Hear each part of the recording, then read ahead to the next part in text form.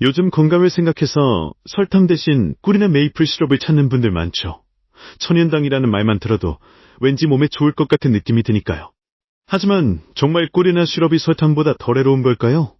오늘은 그 진실을 파헤쳐 보겠습니다.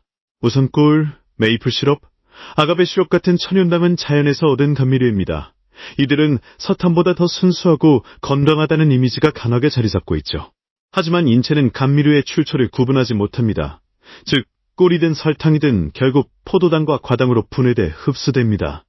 몸속에서는 이들이 똑같이 작용한다는 뜻입니다. 그래서 꿀이라고 해서 설탕보다 덜 해롭다고 단정할 수는 없습니다. 천연이라는 단어가 붙었다고 해서 무조건 건강한 건 아니라는 거죠.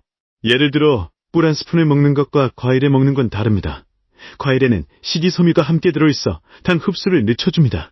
혈당이 급격히 오르는 걸 막아주는 역할을 하죠. 반면 꿀은 단독으로 섭취되기 때문에 혈당이 빠르게 올라갑니다.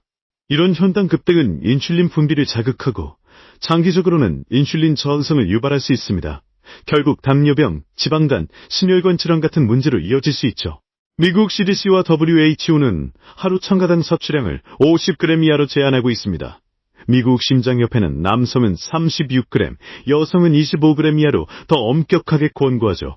이 기준을 넘지 않도록 주의하는 것이 중요합니다. 그렇다면 꿀이나 시럽은 얼마나 많은 당을 포함하고 있을까요? 꿀 한 스푼에는 약 17g의 당이 들어있습니다. 메이플 시럽도 비슷한 수준이고 아가베 시럽은 과당 함량이 더 높습니다.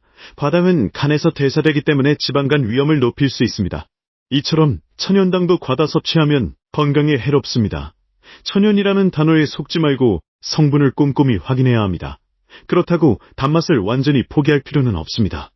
요즘은 다양한 대체 감미료가 나와 있습니다. 아스파탐, 수크랄로스 같은 인공 감미료도 있고 스테비아, 몽크오르트 같은 식물성 감미료도 있죠. 이들은 혈당을 올리지 않거나 칼로리가 거의 없습니다. 하지만 일부는 잡내 미생물에 영향을 줄 수 있다는 연구도 있습니다. 따라서 무조건 안전하다고 단정하기보다는 적절히 활용하는 게 좋습니다. 그렇다면 가장 안전한 단맛은 무엇일까요? 전문가들은 과일이나 채소처럼 식이섬유가 함께 있는 식품을 추천합니다. 자연 그대로의 식품은 당 흡수를 조절해주고 포만감도 줍니다. 예를 들어 사과나 바나나 같은 과일은 단맛도 있고 영양도 풍부하죠. 이런 식품을 통해 단맛을 즐기는 것이 가장 건강한 방법입니다. 또한 가공식품이나 음료에 들어간 첨가당은 최대한 피하는 것이 좋습니다. 우리가 흔히 먹는 음료수, 시리얼, 소스 등에는 당이 숨어 있습니다. 성분표를 확인하면 설탕, 코시럽, 포도당, 과당 등 다양한 이름이 보이죠. 이런 첨가당은 혈당을 빠르게 올리고 건강에 악영향을 줄 수 있습니다. 따라서 단맛이 필요할 때는 먼저 식품의 성분표를 확인하세요. 그리고 가능하면 자연식품을 선택하는 습관을 들이는 것이 좋습니다. 천연당도 결국 당이라는 사실을 잊지 마세요. 건강을 위해서는 단맛을 줄이는 것이 가장 좋은 방법입니다. 단맛을 완전히 없애는 건 어렵지만 줄이는 건 가능합니다.